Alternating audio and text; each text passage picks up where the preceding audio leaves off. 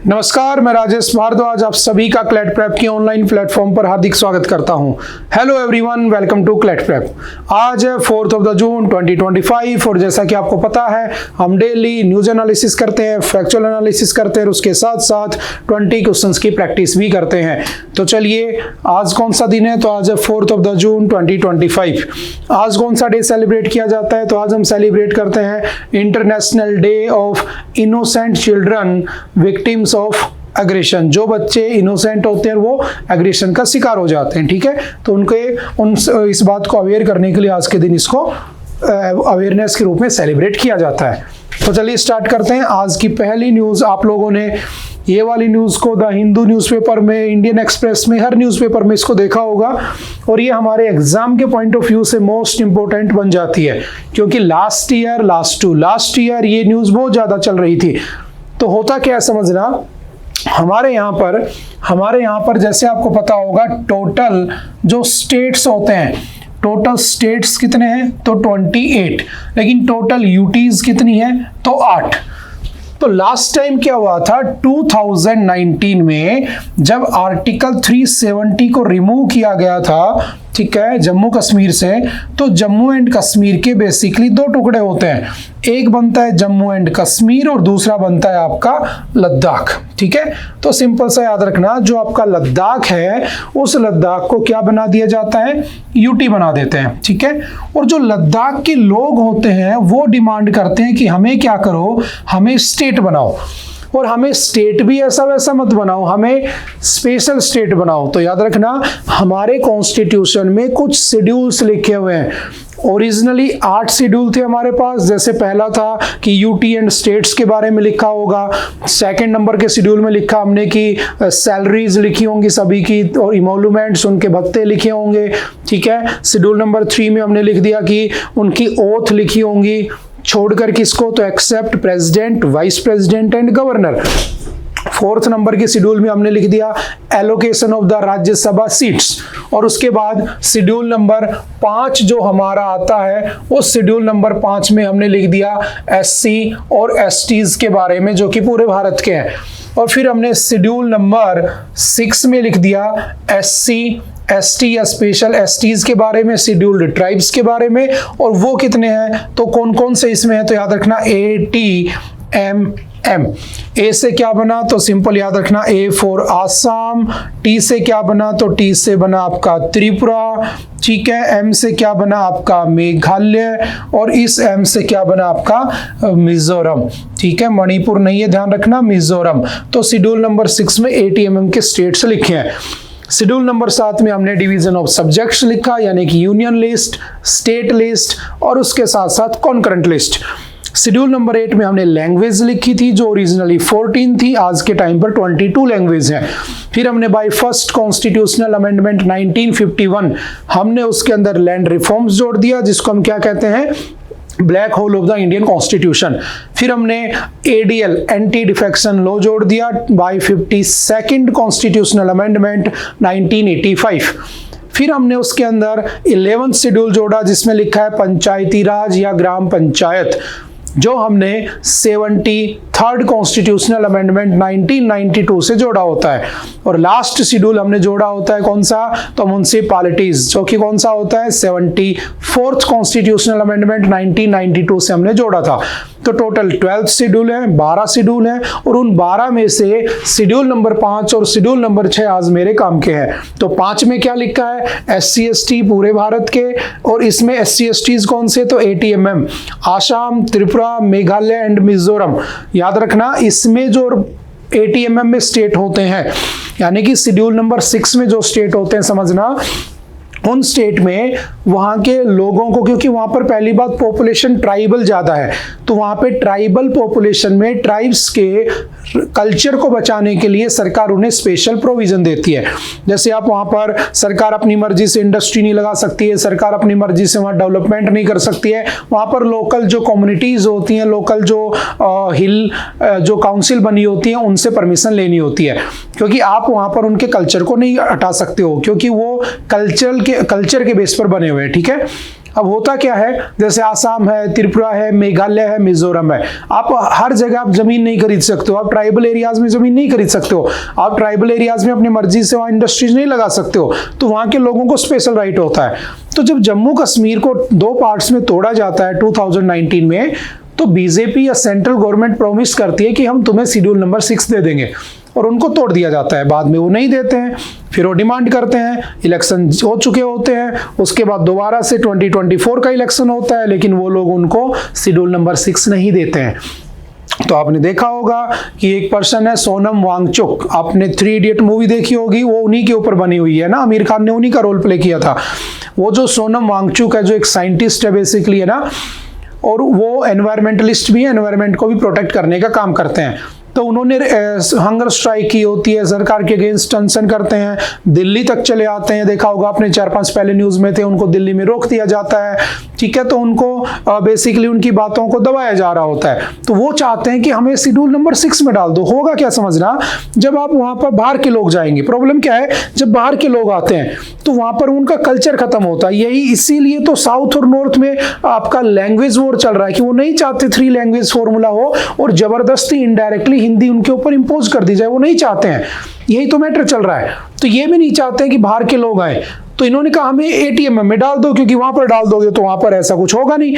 तो सरकार ने क्या किया, इनको एटीएमएम में तो नहीं डाला, ठीक है, क्योंकि अगर मान लो तुम वहां इंडस्ट्रीज लगाते हो, फैक्ट्रीज लगाते हो, तो वहां पे पोल्यूशन होगा, पोल्यूशन होगा तो ग्लेशियर्स पिघलेंगे, ग्लेशियर्स पिघलेंगे तो वहां के लोगों का कल्चर खत्म हो जाएगा, वो जो भी कल्चरल एक्टिविटीज करते हैं। समझ में आ गई बात? तो वो इसका अपोज कर रहे थे।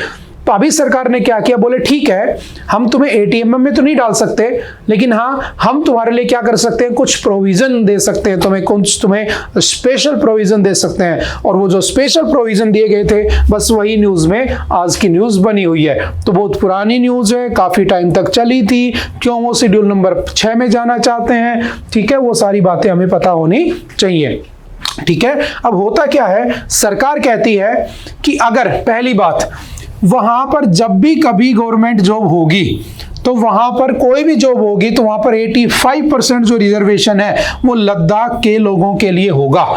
वहां पर गवर्नमेंट जॉब्स में 85% रिजर्वेशन लद्दाख के लोगों के लिए होगा। मतलब अगर 100 वैकेंसी निकलती है तो 85 वैकेंसी किसके लिए होंगी, लद्दाख के लोगों के लिए, 15 बाहर के लोगों को मिल सकती हैं।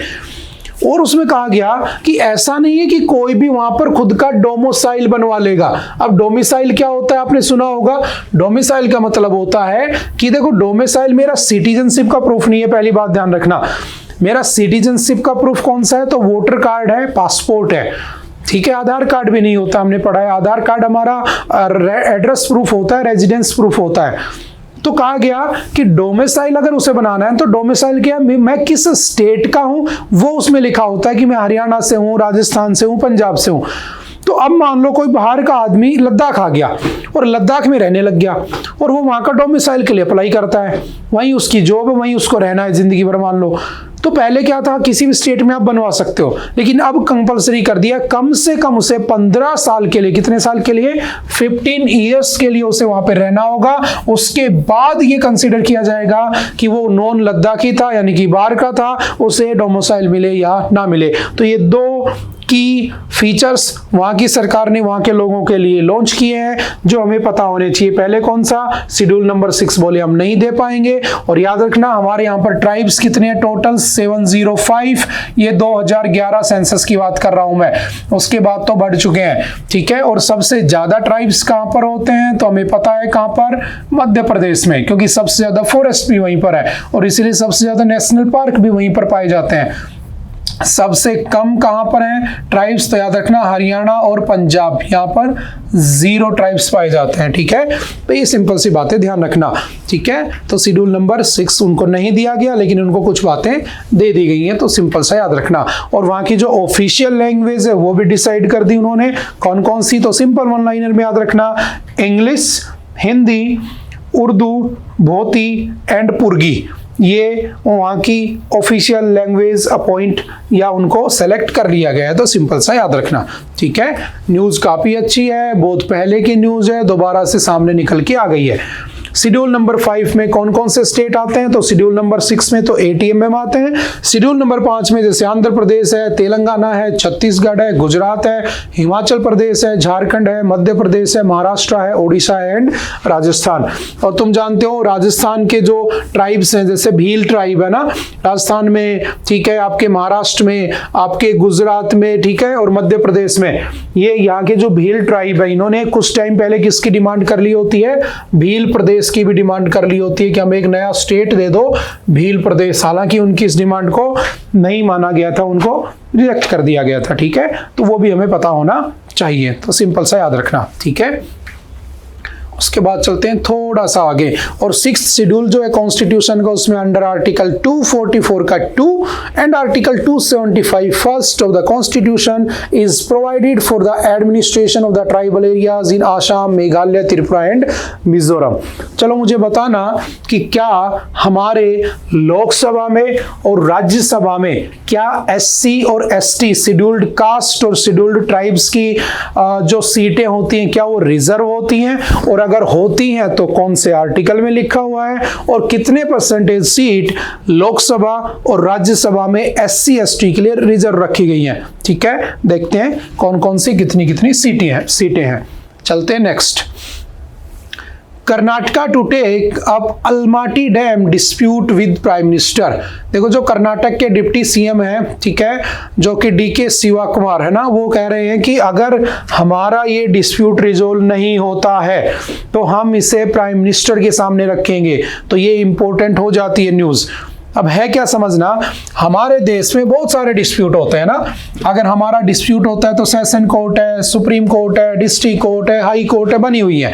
लेकिन मैंने कहा कि मान लो कोई एक स्टेट है, ठीक है, और दूसरा है स्टेट नंबर 2।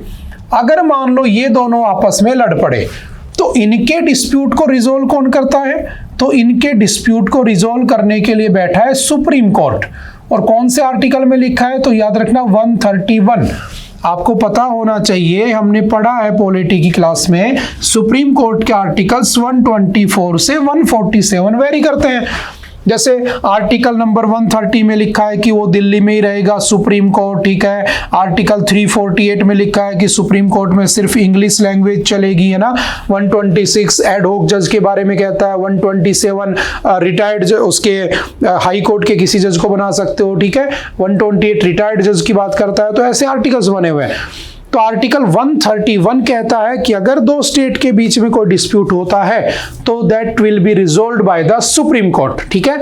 लेकिन अगर आपसे पूछे कि कोई दो स्टेट के बीच में अगर मान लो वाटर को लेकर, पानी को लेकर डिस्प्यूट हो गया, तो वाटर डिस्प्यूट कौन से आर्टिकल में रिजोल्व किया जाएगा, तो वो है आपका आर्टिकल 262, ठीक है। तो बेसिकली देखो हमारे देश में बहुत सारे रिवर डिस्प्यूट चल रहे हैं। हालांकि मैंने कुछ टाइम पहले, आपको याद होगा, SYL जो हमारा डिस्प्यूट है हरियाणा और पंजाब का, है ना, सतलुज यमुना लिंक कैनाल का, जिसमें कहा गया था कि जब हरियाणा पंजाब से अलग होता है 1966, लेकिन उससे पहले वो एक ही हुआ करते थे, हरियाणा और पंजाब, है ना, 1 नवंबर 1966 से पहले।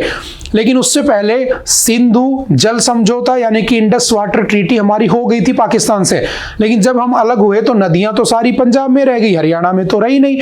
तो कहा गया अब हरियाणा को पानी कौन देगा, कैसे मिलेगा, तो SYL कैनाल का कॉन्सेप्ट आया। लेकिन अभी तक वो डिस्प्यूट चल रहा है।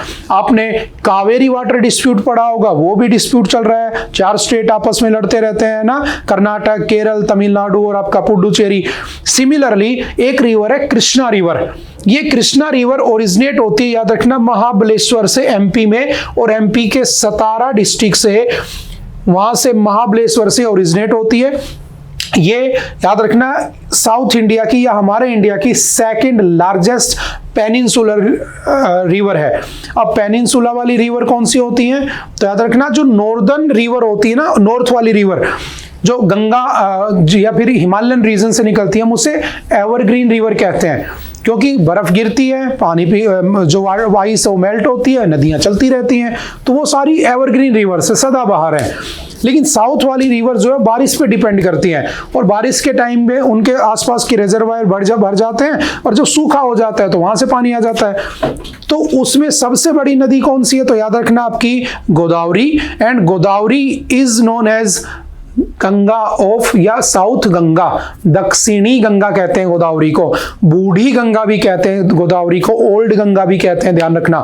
लेकिन साउथ की गंगा, दक्षिण की गंगा हम कावेरी को कहते हैं।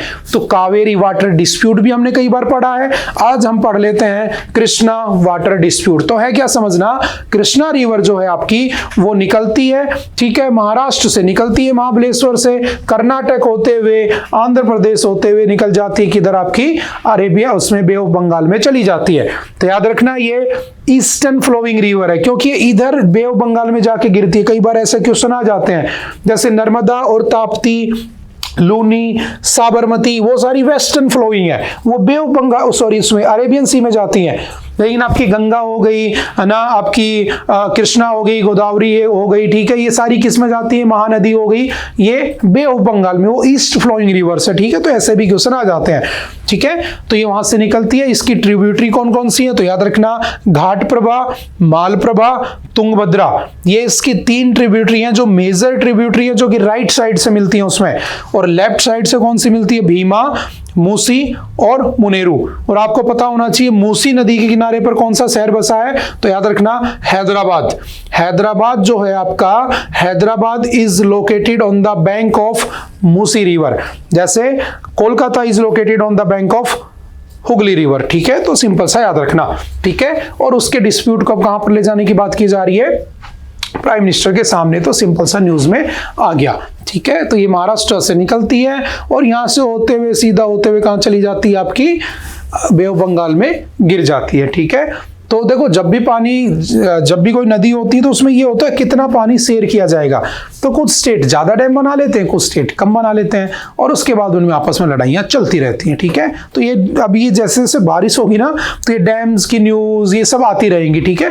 तो हम उसको पढ़ लेंगे। जैसे हमने मुल्ला पेरियार डैम पढ़ा था, हमने इडुक्की डैम पढ़ा था। मुल्ला पेरियार है केरल में, ओनरशिप है तमिलनाडु की, वो भी डिस्प्यूट चल रहा है, ठीक है। तो वो मेजर डिस्प्यूट हमें पता होने चाहिए। चलते हैं नेक्स्ट, भू भारती। देखो याद रखना, सिंपल नाम याद रखना, वन लाइनर क्वेश्चन है, भू भारती, ठीक है। भू मतलब भूमि, ठीक है, भारती। जैसे आपने एक स्कीम पढ़ी होगी स्वामित्व, ठीक है, याद करने की कोशिश करो। स्वामित्व स्कीम 2020 में आई थी।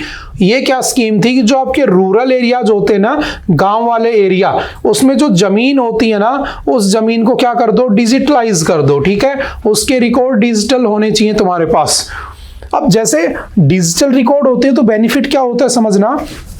होता क्या है कि मान लो कोई रिकॉर्ड डिजिटल है तुम्हारे पास, ठीक है, तो आपके डिस्प्यूट कम होंगे, तो जो लैंड डिस्प्यूट होते हैं वो नहीं होंगे। वरना आपने देखा होगा कोर्टों में बहुत सारे लड़ाई के मुद्दे होते हैं, किस बात के? जमीन के, कि उसने मेरी इतनी जमीन एक्वायर कर ली, उसने मेरी इतनी जमीन कब्जा ली, ठीक है। तो ये डिस्प्यूट होगा ही नहीं। क्यों नहीं होगा? क्योंकि डिजिटल रिकॉर्ड है, उसको मॉनिटर किया जा रहा है, उसकी रिकॉर्डिंग की जा रही है। और आजकल ड्रोन्स का यूज हो रहा है, और ड्रोन्स का बहुत सारे फील्ड्स में यूज होता है। ड्रोन्स आज के टाइम की एक नेसेसिटी बन चुकी है ना, जरूरत बन चुका है, बेसिकली होना ही होना चाहिए, ठीक है। हर चीज में ड्रोन्स की हमें हमारे पास ड्रोन होना चाहिए, ठीक है। तो हुआ क्या, जैसे स्वामित्व स्कीम थी वैसे ही वो रूरल एरियाज की थी, वो हमारी गवर्नमेंट ऑफ इंडिया या पंचायती राज मिनिस्ट्री लेकर आई थी। सिमिलरली जो आपका जो तेलंगाना स्टेट है, वो तेलंगाना स्टेट कौन सा ले आया? भू भारती। तो वन लाइनर में याद रखना। फायदे क्या होंगे? अगर मान लो आपको जमीन पे लोन लेना है तो आपके पास डिजिटल रिकॉर्ड है, बैंक में जाओ तुरंत आपको लोन मिल जाएगा। जमीन डिस्प्यूटेड है कि नहीं है, देखा होगा ना कि बहुत बार लोग, आप जमीन खरीदते हो, जिंदगी भर मेहनत करते हो, जमीन खरीद लेते हो, सब कुछ सही चल रहा होता है, 2 महीने बाद पता चलता है कि जिसको तुमने पैसे दिए थे जमीन के, उसकी जमीन तो है ही नहीं, जमीन तो किसी और की थी, और जिसकी जमीन थी वो आ गया कब्जा करने, तो आपकी मेहनत भी वेस्ट हो गई। तो ये सब फ्रॉड भी नहीं होंगे बेसिकली, ठीक है। तो उसके लिए स्वामित्व स्कीम थी। यहां पर कौन सी है? भू भारती। चलो मुझे बताना, ये तो थी रूरल एरियाज में, तो हमने अर्बन एरियाज के लिए कौन सी स्कीम लॉन्च की थी, ठीक है। ये भी 2-3 बार न्यूज में आ चुका है, देखते हैं कौन बता पाता है, ठीक है। उसका नाम क्या था, कौन सा इनिशिएटिव था वो। चलते हैं next. Police drop 21 Hema panel cases as survivors stay silent. याद रखना, उसमें 21 केस को तो छोड़ दिया गया है, उसके साथ साथ 70 केस अभी भी चल रहे हैं। देखो हुआ क्या था, केरल है ना, केरल। आपने कभी साउथ इंडिया की मूवीज देखी है? आपने देखी होंगी, तमिल मूवीज देखी होंगी, तेलुगु मूवीज देखी होंगी, कन्नड़ मूवीज देखी होंगी। आप कभी देखना मलयालम मूवीज, इतनी अच्छी मूवी बनाते हैं वो लोग, उनके कॉन्सेप्ट इतने अच्छे होते हैं, मतलब कि ऐसी मार धाड़ वाली मूवीज बहुत कम बनाएंगे, लेकिन मैसेज देने वाली मूवी बहुत बनाते हैं। तो एक टाइम ऐसा था, मुझे भी बहुत पसंद थी ना, हालांकि वो डब नहीं होती है तो इंग्लिश में सबटाइटल चलते रहते हैं, तो आप देखोगे, आपको अगर पसंद आती है तो अच्छा लगता है। लेकिन हुआ क्या, 2017 की बात है, 2017 में एक केस आता है। और केस क्या आया था कि एक एक्ट्रेस होती है, वो एक केस रजिस्टर करती है कि हमारे साथ इस इंडस्ट्री में सेक्सुअल हैरेसमेंट बहुत होता है। और आप जानते हो कि जो विसाखा गाइडलाइंस थी, जो कि 1997 में आई थी, उसके बाद हम 2013 में क्या लेकर आए थे, पोस एक्ट, है ना, कि किसी के साथ भी सेक्सुअल हैरेसमेंट नहीं होना चाहिए वर्क प्लेस में। तो उसने कहा कि हमारे साथ सेक्सुअल हैरेसमेंट होता है और कोई ऐसी एक्ट्रेस नहीं है इस इंडस्ट्री में, मलयालम फिल्म इंडस्ट्री में, जिसके साथ सेक्सुअल हैरेसमेंट ना हुआ हो। और उसने जैसे बताना शुरू किया तो उसके बाद एक के बाद बहुत सारी एक्ट्रेस ने बातें खोली। जैसे आपने बॉलीवुड में कई बार सुना होगा ना, मी टू का कॉन्सेप्ट चलता है ना, कि कोई कह देता है किसी डायरेक्टर के ऊपर कि मेरे साथ इसने हैरेसमेंट किया था, फिर 2-4 एक्ट्रेस और उसके सपोर्ट में आ जाती, बाद में पता चलता है कि रियल में ऐसा हो रहा था, कुछ फेक भी होती हैं। तो वहां पर बहुत सारी एक्ट्रेस निकल के आई कि उन्होंने बताया हाँ इस डायरेक्टर ने, इस एक्टर ने सेक्सुअल हैरेसमेंट किया हमारा। बाद में जब पता चलता है तो उसमें सारे के सारे जितने भी हाई लेवल के उसमें एक्टर थे, डायरेक्टर थे, प्रोड्यूसर थे, सबके नाम आ गए। पूरी की पूरी जो हमारी फिल्म इंडस्ट्री थी ना, साउथ इंडिया या नॉर्थ इंडिया, वो पूरी की पूरी फिल्म इंडस्ट्री में हड़कंप मच जाता है। फिर वहां की जो सरकार है, वो सरकार क्या करती है, एक कमेटी बनाती है जिसका नाम था हेमा कमेटी, ठीक है। और ये एक एडवाइजरी कमेटी होती है जो गवर्नमेंट ऑफ केरला 2017 जुलाई में बनाती है, to investigate the issues related to the sexual violence and the gender inequality in the Malayalam cinema industry. 3 member होते हैं, तीनों के नाम याद रखना, एक जस्टिस हेमा, उसके साथ साथ फिल्म एक्ट्रेस शारदा, और तीसरे फॉर्मर IAS ऑफिसर KB वत्सल कुमारी। तो ये 3 उसके मेंबर होते हैं। तीनों नाम तुम्हें पता होने चाहिए क्योंकि दोबारा न्यूज में आ गया, 2 साल पहले बहुत न्यूज में रहता था। अब क्या हुआ, इन्होंने इसकी रिपोर्ट बनाई। तो और केस किसने किया था, तो याद रखना, the committee was formed when the women in cinema collective, an organisation formed after the incident of a young actress who was assaulted in the year 2017 in Kochi, complain to chief minister Pinarayi Vijayan. जो आपके पिनराई विजयन थे, उनसे एक लड़की ने शिकायत कर दी थी। उसके बाद एक ग्रुप बनाया गया था, वुमेन इन सिनेमा कलेक्टिव। इस WCC की रिकमेंडेशन के बाद वहां पर हेमा कमेटी, यानी कि जस्टिस हेमा उसको लीड कर रही थी, वो बनाया जाता है पैनल। और उसके बाद जो रिपोर्ट आती है, इतनी गंदी रिपोर्ट थी कि उसको पब्लिश ही नहीं किया गया। 2019 में वो रिपोर्ट आ जाती है लेकिन उसको पब्लिश नहीं किया गया, और पब्लिश ना करके उन्होंने क्या किया, पूरा का पूरा जो मलयालम सिनेमा इंडस्ट्री थी उसको ही क्या कर दिया, बंद कर दिया। और उस समय 2024 में उसको लीड कौन कर रहे थे, आपके मोहनलाल लीड कर रहे थे, शायद आप जानते होंगे, ये वहां के एक एक्टर, प्रोड्यूसर, डायरेक्टर है। और इसको पूरा ही बंद कर दिया गया था कि ऐसा नहीं होना चाहिए। अब दोबारा से वो केस चल रहा था, याद रखना इंपॉर्टेंट केस है, चल रहा था। आपको पोस एक्ट पता होना चाहिए, विसाखा गाइडलाइंस, कुछ दिन पहले मैंने बावरी देवी का केस समझाया था, वही उसी से रिलेटेड है, ठीक है। तो अब उसको सस्पेंड कर दिया, लेकिन अभी कोई भी सर्वाइवर गवाही देने के लिए तैयार नहीं है, फाइनल जब डेट आ जाती है तो, ठीक है। तो वही न्यूज़ है। अब कौन उसमें फंसता है, किसको क्या सजा होती है, वो अब धीरे धीरे न्यूज़ निकल के आएगी, ठीक है। तो हम उसको पढ़ लेंगे। चलते हैं नेक्स्ट। ये कुछ नाम जरूर याद रखना। IISC researchers develop artificial metal-based nanozyme that prevents excess blood clotting। देखो समझना होता क्या है, जब भी कभी हमें चोट लगती है ना, जैसे मान लो कट गया, यहाँ से चोट लग गई, तो चोट लगने के बाद क्या होता है कि ब्लड आने लगता है। और जब ब्लड आने लगता है तो उसमें कुछ टाइम के बाद अपने आप ब्लड रुक जाता है। और जब ब्लड अपने आप रुकता है तो क्यों रुकता है? चलो मुझे बताना किस विटामिन की वजह से वो रुकता है, ठीक है? देखते हैं कौन थोड़ा बहुत बेसिक साइंस भी पढ़ता है, ठीक है? सिंपल सा आंसर है, देखते हैं कौन बताता है। उसकी वजह से वो ब्लड क्लॉटिंग हो जाती है और ब्लड बहना रुक जाता है। कई बार क्या होता है, कई बार किसी इंसान को ये बीमारी हो जाती है कि उसके शरीर में जो ब्लड क्लॉटिंग हो रही होती है, जो कि उसके घाव पर होनी चाहिए थी, उसकी जहां पर इंजरी हुई है वहां पर होनी चाहिए थी, वो ब्लड क्लॉटिंग ऑटोमेटिकली बॉडी में होना शुरू हो जाती है। और वो ब्लड क्लॉटिंग होते होते होते होते उसकी ब्लड वेसल्स में चली जाती है।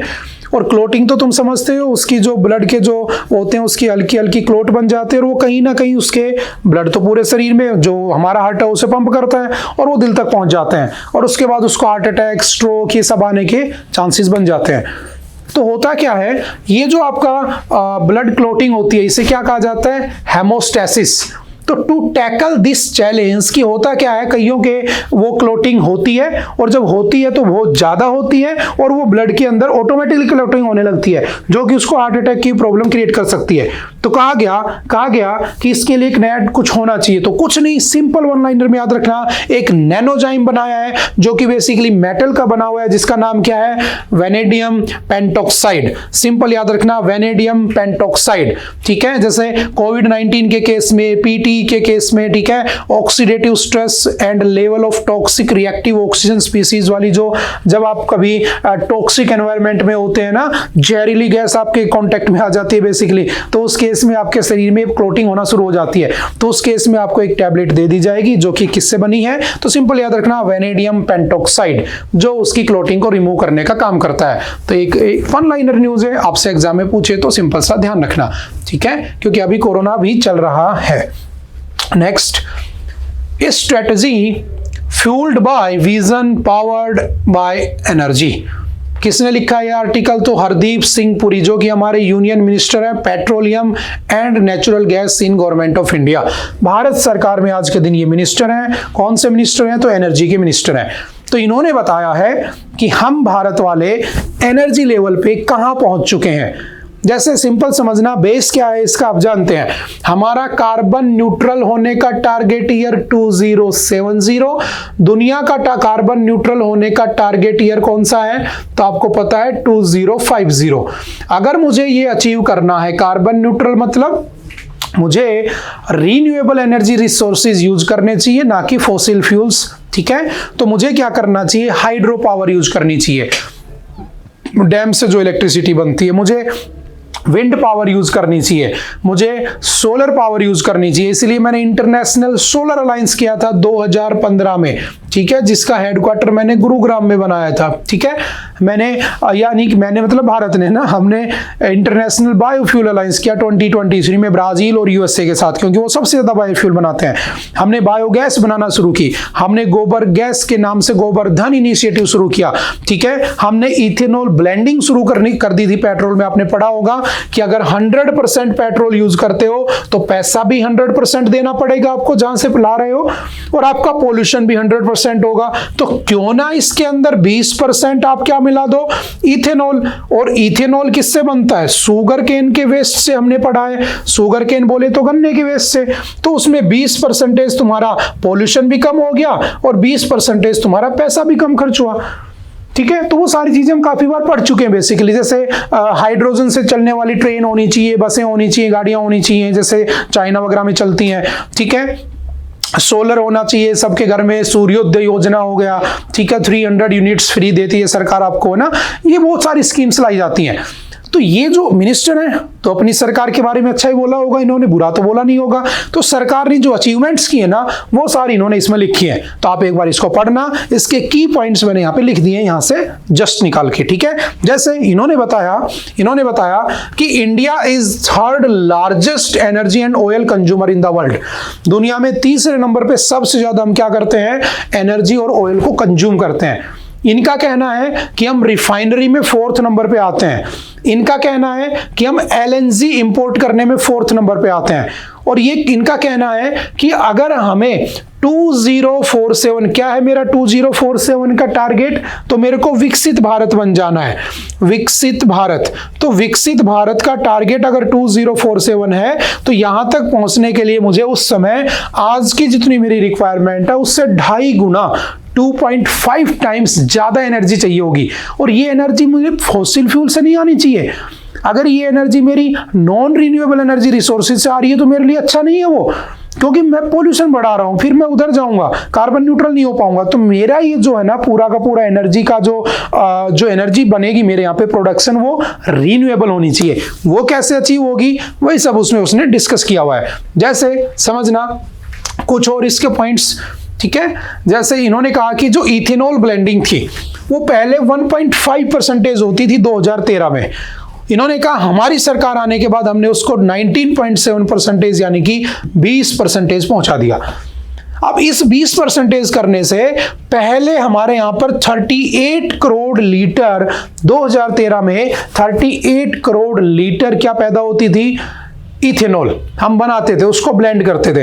अब हम उसको 484 करोड़ लीटर इथेनॉल हर साल हम क्या कर रहे हैं, ब्लेंड कर रहे हैं पेट्रोल के अंदर। और जब हम ऐसा कर रहे हैं तो हमने लगभग 1.26 लाख करोड़ रुपए फॉरेक्स रिजर्व में बचा लिया। What is forex reserve? जब हमारे पास कहीं बाहर से पैसा आता है फॉरेन करेंसी और हम उसे रिजर्व करके रख लेते हैं, फॉरेक्स रिजर्व कह देते हैं। जैसे मान लो चाइना से कुछ लिया तो युआन में लेना पड़ेगा, अमेरिका से कुछ लोगे तो डॉलर में लेना पड़ेगा, किसी से रूबल में लेना पड़ेगा, किसी से येन में लेना पड़ेगा। तो वो जो फॉरेन करेंसी होती है उसे फॉरेक्स रिजर्व कहते हैं। फॉरेन डायरेक्ट इन्वेस्टमेंट अलग होता है, वो डायरेक्टली इन्वेस्ट किया जाता है किसी कंपनी वगैरह के थ्रू। तो हमने उसमें भी लगभग इतना पैसा बचाया। हमने कार्बन एमिशन में लगभग 643 लाख मैट्रिक टन पॉल्यूशन बचाया हमने, ठीक है। हमने लगभग किसानों को 1 लाख करोड़ रुपए क्या दिए हैं, बांटे हैं, किसके नाम पर, इथेनॉल ब्लेंडिंग के नाम पे, क्योंकि उन्होंने क्या किया, गन्ना उगाया, हमने गन्ना खरीदा उसका, ठीक है। ऐसा किसने कहा, आपके हरदीप सिंह पुरी ने, ठीक है। तो सिंपल सा याद रखना, एक बार जस्ट इसको पढ़ जरूर लेना, ठीक है। पूरा का पूरा आपका एनवायरमेंट की न्यूज से रिलेट कर रहा है। चलते हैं थोड़ा सा आगे। India Australia defence ties beyond American shadows. देखो समझना, देखो दो बातें हैं। एक है क्वाड, ठीक है, जिसमें इंडिया भी है, ठीक है, जिसमें ऑस्ट्रेलिया भी है, जिसमें जापान भी है और जिसमें आपका यूएसए भी है। और ये जो क्वाड था ये बना कब था, 2007 में। 4 देशों का ग्रुप है। और ये क्वाड बना इसलिए था क्योंकि इन्हें काउंटर करना था किसे, ब्रिक्स को। BRICS Brazil, Russia, India, China, South Africa. पहले बना जब ये ब्रिक था। साउथ अफ्रीका इसमें कब ज्वाइन करता है, तो साउथ अफ्रीका ज्वाइन करता है 2010 में। आज के दिन इस पे 10 मेंबर हो चुकी है। लास्ट इसमें इंडोनेशिया जुड़ा था। अब हुआ क्या, इस ब्रिक्स को बनाया गया था इस अमेरिका को काउंटर करने के लिए, और अमेरिका ने अपने क्वाड को बनाया इसको काउंटर करने के लिए। तो समझना प्रॉब्लम क्या है, इंडिया यहां भी है, इंडिया यहां भी है। तो इंडिया दोनों तरफ से काम कर रहा है। इंडिया अमेरिका के साथ भी बैठता है, इंडिया रशिया के साथ भी बैठता है। तो होता क्या है, अमेरिका ने, जैसे डोनाल्ड ट्रंप साहब हमसे नाराज, आपने पढ़ा होगा कि G7 की समिट होने वाली है, ठीक है। और G7 इस बार कनाडा में होने वाला है, ठीक है, हमने पढ़ा है काफी बार। और G7 7 देशों का ग्रुप है जो 1975 में बना होता है। तो 2019 से 2019 से हर बार मोदी जी को, यानी कि India was invited in the G7 meeting. इस बार नहीं बुलाया उन्होंने। क्यों नहीं बुलाया, तो कहीं ना कहीं हमने ट्रंप को नाराज कर दिया है, ट्रंप साहब को नाराज कर रखा है हमने। तो कैसे नाराज हो रखे, उनकी नाराजगी का रीजन ही यहां पे समझाया गया है कि जैसे एक तरफ मेरा चाइना से दुश्मनी है, एक तरफ मेरा अमेरिका से मेरा डिस्प्यूट है, तो मुझे क्या करना चाहिए, मुझे ऑस्ट्रेलिया के साथ रिलेशन अच्छे कर लेने चाहिए। बस उसी के ऊपर ये पैसेज है, India Australia defence ties beyond American shadows. तो हुआ क्या कि कहीं ना कहीं अमेरिका से हम नाराज हैं। अब देखो, हम अमेरिका के साथ यहां भी बैठते हैं, हम रशिया के साथ बैठते हैं। अमेरिका ने रशिया के वेपन पर, रशियन वेपन पे बैन लगा दिया था, हमने फिर भी खरीदा। वो हमारा कुछ नहीं कर सकता क्योंकि वो भी तो हम पे डिपेंड है। उसने कहा था कि कोई भी देश रशिया से ऑयल नहीं खरीदेगा, ठीक है। कब? जब यूक्रेन से लड़ाई चल रही थी, हमने फिर भी उससे खरीदा। तो कहीं ना कहीं जब ट्रम्प साहब अब आए हैं तो वो नाराज है हमसे, और उन्होंने कहा नहीं बुलाया हमें, G7 में नहीं बुलाया। तो हमें क्या करना चाहिए? हमें ऑस्ट्रेलिया के साथ रिलेशंस अच्छे रखने चाहिए, ताकि हमें इस ग्रुप में एक दो देश तो सपोर्ट करने वाले हों। समझ में आ गई? क्योंकि मैं एक तरफ नहीं रह सकता, मैं ग्लोबल वेस्ट में नहीं जा सकता, ग्लोबल नॉर्थ में भी डिपेंड नहीं रह सकता। कल को अगर वेस्टर्न कंट्रीज ने मुझसे धोखा दे दिया तो मैं आसियान के साथ भी रिलेशन बना के बैठा हूं। हमने पढ़ा था association of south east Asian Nations, जिसमें 10 देश हैं। कल को चाइना मुझ पर अटैक कर दे तो वो मेरी हेल्प करे, कल को रशिया और चाइना मिलकर मुझ पर अटैक कर दे, समय का कोई भरोसा नहीं है। हो सकता है कि चाइना पावरफुल हो रहा है, रशिया उसके अंडर में चला जाए और वो हम पे अटैक कर दे, तो अमेरिका मेरी हेल्प कर दे। समझ रहे हो? तो हम क्या कर रहे हैं? बेसिकली जियोपॉलिटिक्स में को मेंटेन करने में लगे हैं। तो हमें ऑस्ट्रेलिया के साथ रिलेशंस अच्छे बनाने चाहिए, बस ये इस आर्टिकल में डिस्कस किया हुआ है। जैसे हमारे उससे डिफेंस टाइज बहुत अच्छे होने चाहिए। जैसे हम उनके साथ एक आर्मी एक्सरसाइज करते हैं, कौन सी? ऑस्ट्रो हिंद, ये हम पढ़ते हैं एक्सरसाइज की लिस्ट में।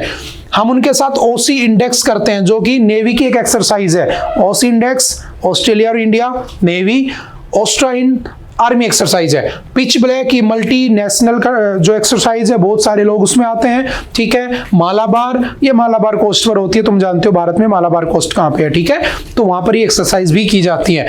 ठीक है, एक ग्रुप है ओकस, इंडिया इसके साथ भी ट्रेड करता है, ऑस्ट्रेलिया, यूएसए एंड यूके। ठीक है, ताकि हम उनको काउंटर कर सकें उधर से। हमारे पास स्क्वाड भी है, हम 2+2 भी करते हैं। What is 2+2? तो 2 मिनिस्टर इधर के, 2 मिनिस्टर इधर के। ठीक है, एक आपका फॉरेन मिनिस्टर और एक आपका होता है कौन? आपका फॉरेन, और एक आपका home minister, sorry defence minister. ठीक है, इधर से भी एफएम आ जाएगा, डिफेंस मिनिस्टर आ जाएगा। ये दोनों बैठ के आपस में बातें करेंगे। तो इंडिया यूएसए के साथ, जापान के साथ, ऑस्ट्रेलिया के साथ, रशिया के साथ 2+2 भी करता है। उधर हम अमेरिका से भी करते हैं, उधर हम रशिया से भी रिलेशंस बनाते हैं, उधर हम चाइना से भी रिलेशन बना के बैठे हैं ब्रिक्स में। तो ये पूरी एक जियोपॉलिटिक्स है, समझ गए? तो धीरे धीरे जब पढ़ोगे तो समझ में आने लगेंगे क्यों एक दूसरे के साथ हम ये लिंक बैठाने की कोशिश कर रहे हैं। ठीक है, तो चलते हैं थोड़ा सा आगे।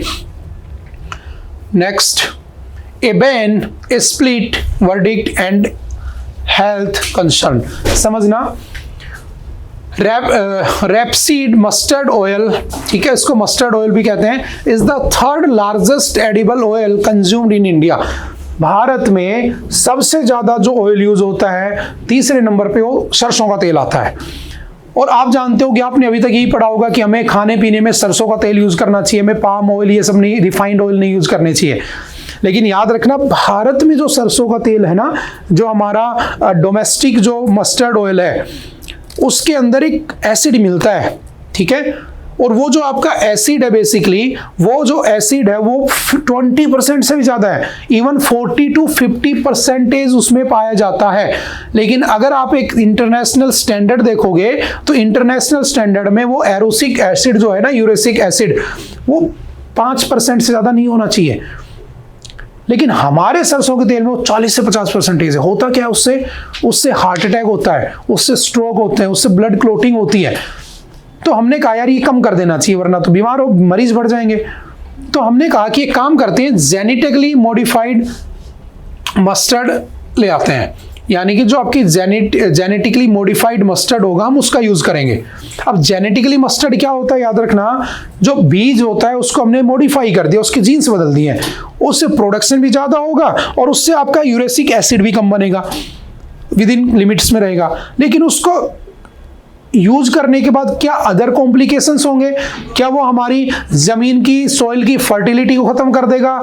ये सारे भी तो कंसर्न निकल के आते हैं। तो याद रखना, जेनेटिकली मॉडिफाइड जो मस्टर्ड है, ठीक है, उसको हमने अप्रूवल दे दिया था 2020 के अंदर, लेकिन उसको FSSAI ने 2021 में प्रोहिबिट कर दिया था, मना कर दिया था।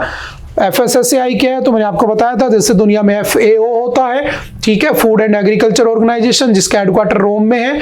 ठीक है, ऐसे ही हमारे यहाँ पर कौन सा है? Food standard safety authority of India. और जो आपका FSSAI है ये 2008 में बना था। ठीक है, और ये क्या करता है? भारत में फूड की स्टैंडर्ड और सेफ्टी को देखता है। इसने मना कर दिया था कि हम नहीं करने देंगे। फिर बाद में निकल के आता है कि जो आपका जो इसको ब्लेंड करना हो, तो कहा गया कि काम करो, जेनेटिकली मॉडिफाइड मस्टर्ड है ना, उसको 20% ब्लेंड कर दो जो अपना डोमेस्टिक सरसों का तेल होता है उसमें, लेकिन उसके बाद भी प्रॉब्लम ठीक नहीं होगी। तो सिंपल याद रखना, इसको लाया जा रहा था, इसको नहीं लाने दिया गया, ठीक है। उसके क्या इंपैक्ट होंगे उसी के ऊपर ये पैसेज बना हुआ है, ठीक है। और इंपॉर्टेंट है एनवायरनमेंट के पॉइंट ऑफ व्यू से, क्योंकि इससे हमारी फूड की जो क्राइसिस है उसको कम किया जा सकता है। हमारी जो पाम ऑयल और रिफाइंड ऑयल की जो डिपेंडेंसी दूसरे देशों पे, वो भी हम कम कर सकते हैं, बट उसके कुछ कॉन्सिक्वेंसेज भी है। दूसरी बार क्या हुआ था, सुप्रीम कोर्ट ने 23 जुलाई 2024 को ये अप्रूवल जो दिया गया था उसको रोक दिया था। किसको? धारा मस्टर्ड हाइब्रिड, जो कि DMH11 था, तो हम उसको अप्रूव नहीं करते हैं, ठीक है। सिंपल सा याद रखना। एक फसल है जिसके लिए हमारे यहाँ पर आपका जेनेटिकली मॉडिफाइड उसको अलाउ किया हुआ है, बताना कौन सी फसल के लिए अलाउ किया हुआ है, ठीक है। ये हमने पढ़ा है काफी बार, कौन सी इंडिया में फसल अलाउड है जेनेटिकली मॉडिफाई करके यूज करने के लिए। उसके बाद यूरिक एसिड 40 से 50% होता है, ठीक है, हमारे यहाँ पर। अच्छा, कनाडा, अमेरिका, यूरोपियन यूनियन, ये देश क्या करते हैं, ये भी तो सरसों का तेल खाते हैं। ये क्या करते हैं, सरसों के तेल में कैनोला ऑयल मिक्स कर देते हैं, और जब वो कैनोला ऑयल मिक्स करते हैं ना, तो उसका जो यूरेसिक एसिड है वो 2% के आसपास आ जाता है, तो वो शरीर के लिए नुकसान नहीं करता है, ठीक है। तो सिंपल सा याद रखना, ठीक है। और इसको कौन अप्रूवल करता है? Genetic engineering appraisal committee. याद रखना, 2010 तक इसका नाम होता था जेनेटिक इंजीनियरिंग अप्रूवल कमेटी। 2010 के बाद इसका नाम हो गया अप्रेजल कमेटी, GEAC कहते हैं इसको, ठीक है। सिंपल सा याद रखना। मिनिस्ट्री कौन सी है? तो मिनिस्ट्री ऑफ एनवायरनमेंट, इसके अंडर में ये काम करती है, ठीक है। सिंपल सा याद रखना। चलते हैं next. Congress slams government over India not being invited to G7। तो ये वही न्यूज है कि जो आपका G7 है, ग्रुप ऑफ द 7, कब बना था? 1975 में। क्यों बना था? क्योंकि 1973 में क्या हो गया था? ऑयल क्राइसिस आ गए थे। ये हमने इंटरनेशनल ऑर्गेनाइजेशन में पढ़ा हुआ है, ठीक है। ऑयल क्राइसिस आ जाते हैं, जो ऑयल क्राइसिस आ जाते हैं तो उससे निपटने के लिए अमेरिका क्या करता है? ग्रुप ऑफ 6 बना लेता है। तो याद रखना, पहले जब बना, जब ये G6 था, इसमें 6 + 1 मिलकर 7 कब होते हैं? तो याद रखना 1976 में। और जो 7th मेंबर जुड़ा था उसका नाम क्या था? कनाडा। जहां पर इस बार क्या हो रही है? सबमिट हो रही है, और इस बार मोदी जी को या हमारे इंडिया को इनवाइट नहीं किया गया। याद रखना, India is not a member of G7, but India का इन्फ्लुएंस इतना था कि 2019 से लगातार हमें इनवाइट किया जा रहा था। इस बार नहीं किया क्योंकि हमारे ट्रंप साहब हमसे नाराज हैं, ऐसी न्यूज निकल के आ रही है, ठीक है। तो ये बन गया G7, लेकिन आगे चल के 1998 में इसमें एक और जुड़ गया, 7 + 1 यानी कि 8। और ये कौन जुड़ा 8वें नंबर पे? तो याद रखना, आप सबका फेवरेट रशिया जुड़ गया। लेकिन बाद में रशिया ने अपनी आदत छोड़ी नहीं, उसने क्रीमिया को 2014 में अनेक्स कर लिया, और जैसे क्रीमिया को कब्जाया तो वापस से 8 - 1 हो गए 7। तो किसको निकाल दिया? तो याद रखना, रशिया वाज रिमूव्ड इन 2014, क्योंकि उसने क्रीमिया को अनेक्स कर लिया होता है। तो आज के दिन 7 ही हैं, ठीक है। हर बार मीटिंग होती है, लास्ट ईयर आप जानते हो कहाँ मीटिंग हुई थी, मोदी जी गए भी थे। इस बार कनाडा में है, उन्हें या हमारी इंडिया को इनवाइट नहीं किया गया, ठीक है। तो सिंपल याद रखना G7 होता क्या है, ठीक है। काफी बार पढ़े हम इसको। नेक्स्ट, मोशन ऑफ इम्पीचमेंट, ये आप जानते ही हो, कई बार पढ़ चुके हैं, 2 महीने से लगातार आ रहा है। इनके ऊपर मोशन चलेगा, और अगर ये हटते हैं तो हाई कोर्ट या सुप्रीम कोर्ट के पहले जज होंगे जिनको रिमूव किया जाएगा। 2 कंडीशंस होती हैं, आप अच्छे से जानते हो। सुप्रीम कोर्ट का आर्टिकल होता है आर्टिकल 124 का 4, और हाई कोर्ट का आर्टिकल होता है आर्टिकल 217। 2 कंडीशंस होती हैं, या तो वो इनकैपेबल हो काम करने में, या फिर वो मिसबिहेव करे किसी के साथ। तो 100 member of Lok Sabha and 50 member of Rajya Sabha अगर एग्री कर जाते हैं तो उसके बाद एक काउंसिल बनाई जाती है और उसको हटा दिया जाता है। तो इसके ऊपर जो मोशन चलेगा इम्पीचमेंट का, वो उसमें क्या बोलते हैं, मानसून सेशन में चलेगा, ठीक है। तो वो वाली न्यूज आ रही है, काफी बार पढ़ा है हमने। चलते हैं next. Royal Challengers break the duck attain nirvana, ठीक है, निर्वाणा। तो सिंपल याद रखना, इस बार का जो IPL टाइटल है फाइनली RCB को मिल चुका है, ठीक है। 18 साल के इंतजार के बाद उनको क्या मिला है? IPL, ठीक है, उसका टाइटल उन्होंने जीत लिया है। किसको हराया है? तो रनर अप कौन थे? तो याद रखना किंग्स 11 पंजाब। ठीक है, सिंपल वन लाइनर में याद रखना। ठीक है, इस टॉपिक के ऊपर हम एक MIT अपलोड कर देंगे। ठीक है, तो उसमें डिस्कस कर लेंगे अच्छे से IPL कैसे होते हैं, कब से स्टार्ट हुए थे, कब कब कौन कौन जीता है, मैक्सिमम कौन जीता। याद रखना उसमें एक ऑरेंज कैप होता है जो सबसे ज्यादा रन बनाता है, उसे देते हैं। एक होता है पर्पल कप, जो उसमें पर्पल कैप बेसिकली जो सबसे ज्यादा विकेट लेता है। तो चलो मुझे बताना, इस बार IPL जो हुआ है 2025 वाला, इसमें ऑरेंज कैप किसके पास है? ठीक है, और उसमें पर्पल कैप किसके पास है? ये हम देखते हैं कौन बताएगा। ठीक है, कब शुरू हुआ था? 2008 में BCCI इसको करवाता है। ठीक है, और ये इसलिए लाया गया था ताकि जो आपका क्रिकेट है उस पर एंटरटेनमेंट भी कर सके और सरकार पैसा भी कमा सके। ठीक है, तो सिंपल सा याद रखना। और इस बार कौन जीता है? RCB। ठीक है, चलते हैं नेक्स्ट। आई थिंक आज के लिए इतना ही था। आई होप कि आपको बातें समझ में आई होंगी। फिर भी अगर किसी तरह का कोई डाउट है तो आप एनी टाइम आकर मिल सकते हैं, पूछ सकते हैं। ओके, बाय बाय, मिलते हैं दोबारा से फिर कभी। Thank you, have a nice day.